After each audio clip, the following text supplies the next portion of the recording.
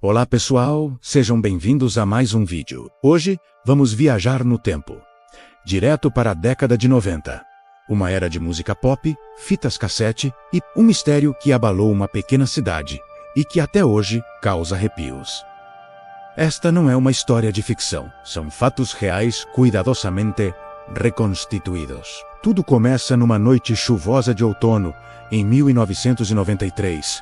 As ruas de uma cidadezinha tranquila, daquelas onde todo mundo se conhece, estavam desertas. A neblina densa envolvia as casas, e o único som era o da chuva batendo nas janelas. Ninguém imaginava que aquela noite mudaria a vida de todos para sempre. Na casa dos Miller, a família se preparava para dormir. A mãe, Susan, conferia se as crianças, Emily, de 8 anos, e Josh, de 12, estavam cobertas.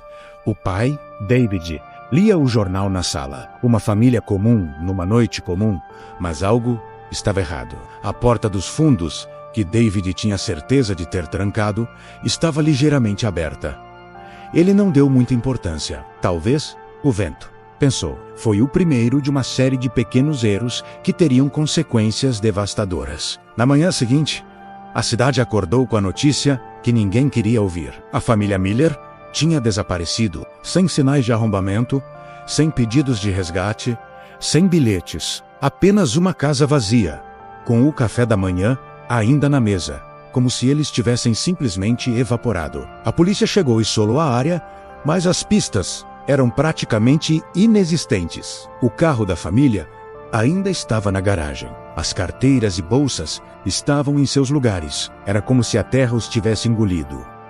As investigações começaram a todo vapor. Os detetives entrevistaram vizinhos, amigos, colegas de trabalho. Todos descreviam os Miller como uma família feliz e sem inimigos. David era um engenheiro respeitado. Susan era uma dona de casa amada por todos. Não havia dívidas, não havia amantes, não havia segredos obscuros, ou, pelo menos, era o que parecia na superfície. O primeiro detalhe estranho surgiu do depoimento de uma vizinha idosa. Ela disse que, por volta da meia-noite, viu as luzes de um carro estranho, um sedã escuro e antigo, parado do outro lado da rua da casa dos Miller. Ela não conseguiu ver o motorista, mas o carro ficou ali por quase 1 hora, com os faróis apagados, antes de partir silenciosamente. A polícia anotou a informação, mas sem uma placa ou uma descrição melhor, era apenas mais um detalhe num mar de incertezas. Os dias se transformaram em semanas. O caso dominava os noticiários locais e nacionais. Cartazes com os rostos sorridentes dos Miller estavam por toda parte. A comunidade se uniu em vigílias e buscas, vasculhando florestas e rios próximos, mas não encontraram absolutamente nada. A esperança começava a dar lugar ao desespero. Como uma família inteira poderia desaparecer sem deixar vestígios? Foi então que o detetive principal, um homem chamado Frank Thompson, decidiu olhar para o caso de um ângulo diferente. Ele voltou à casa dos Miller, agora fria e silenciosa, e começou a revirar cada centímetro novamente. No quarto das crianças, debaixo da cama de Josh, ele encontrou algo que havia sido ignorado na primeira busca. Um pequeno diário com um cadeado. Com a ajuda de um serralheiro, eles abriram o diário. O que encontraram lá dentro começou a pintar um quadro muito mais sombrio da vida aparentemente perfeita da família. Josh escrevia sobre um amigo secreto que ele havia feito.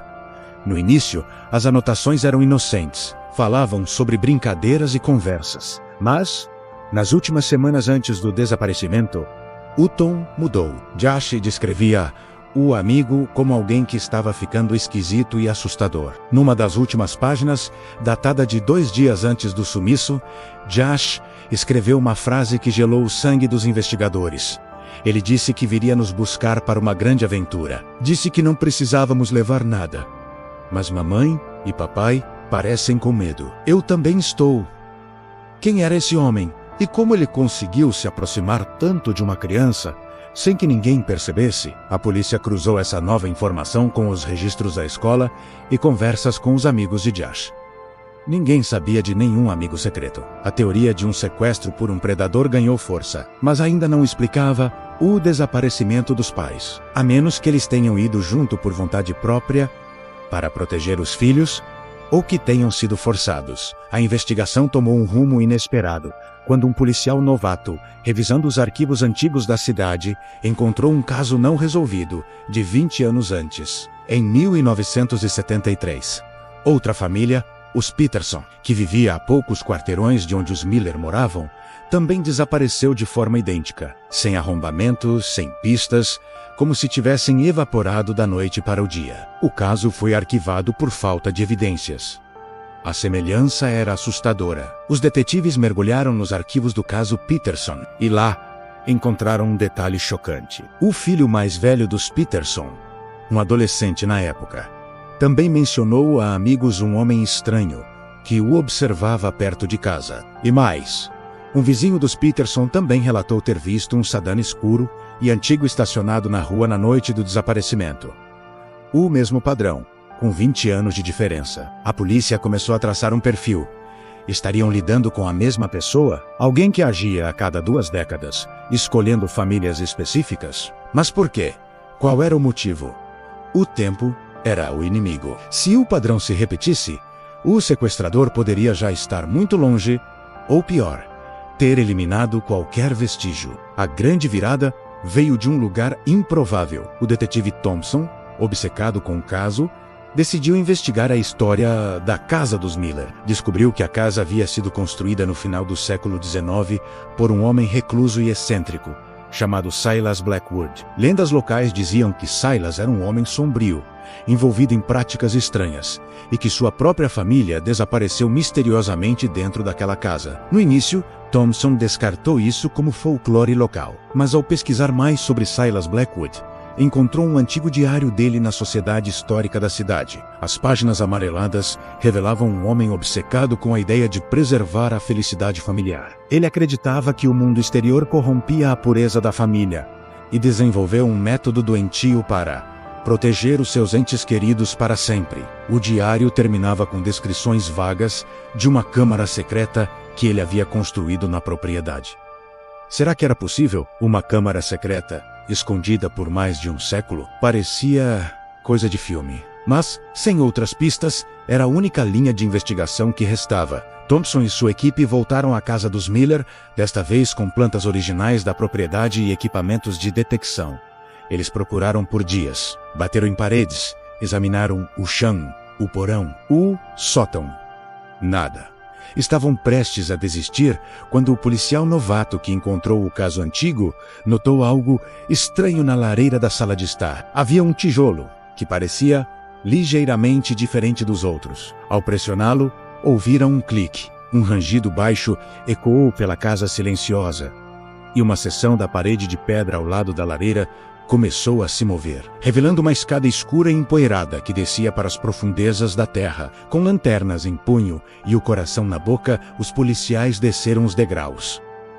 O ar era frio e úmido. A escada levava a um corredor estreito, que se abria para uma série de cômodos subterrâneos, e o que eles encontraram lá foi além de qualquer pesadelo. Em um dos cômodos, arrumado como uma sala de estar antiga, estavam os corpos perfeitamente preservados da família Peterson, desaparecida 20 anos antes. Estavam sentados em poltronas, vestidos com suas melhores roupas, como se estivessem posando para uma fotografia macabra. O processo de mumificação era tão perfeito que pareciam bonecos de cera. Em outro cômodo, encontraram um laboratório improvisado, cheio de produtos químicos e equipamentos de embalsamamento. E, no último cômodo, o mais recente, estavam os Miller, David, Susan, Emily e Josh.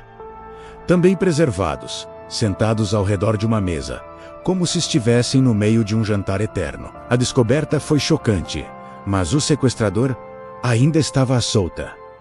Quem continuou o trabalho de Silas Blackwood? A resposta estava no diário de Josh, o amigo secreto que ele mencionou. A polícia refez os passos de Josh e descobriu que ele frequentava a biblioteca pública. Lá, ele era ajudado por um bibliotecário idoso e simpático, um homem chamado Arthur. Quando a polícia foi interrogar Arthur, ele já havia desaparecido. Mas em seu apartamento, encontraram evidências que o conectavam a tudo. Fotos antigas, recortes de jornal sobre os desaparecimentos e, o mais assustador de tudo, um álbum de família que revelou sua verdadeira identidade.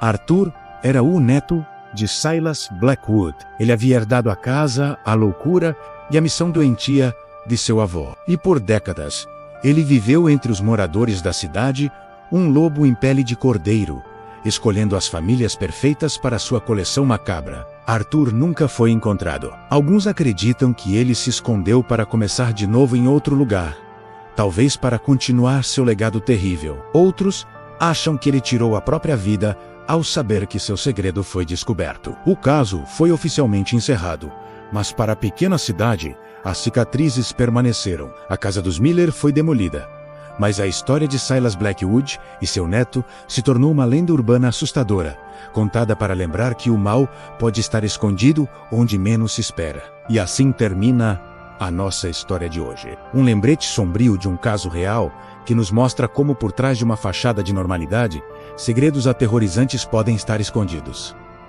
O que vocês acharam? Deixem seus comentários aqui embaixo. Não se esqueçam de curtir o vídeo e se inscrever no canal para mais histórias como essa. Obrigado por assistir e até a próxima.